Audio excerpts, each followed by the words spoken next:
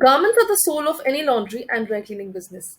Creating a package that involves the garment based services play a crucial role in promoting the business. In this video, we will understand how to create a package where you can offer a certain amount of garments processing for the payment done. To begin with, go to Super Admin and click on Admin and reach the package dashboard. Click on Create Package, enter the package details, mention the package cost, wallet recharge amount would be 0, mention availability for sale for this particular package.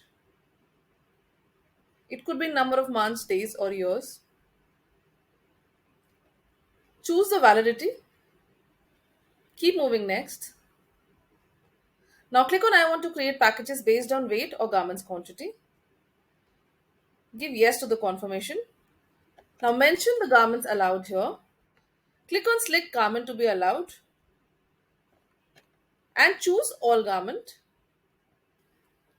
Now choose the particular service for which you want to give discount and mention 100 here as a discount. Once you mention the discount, move to the next page. Select the store codes on which you want to apply this package. Now you can check the complete summary of the package that you've just created along with the name, the validity and the description.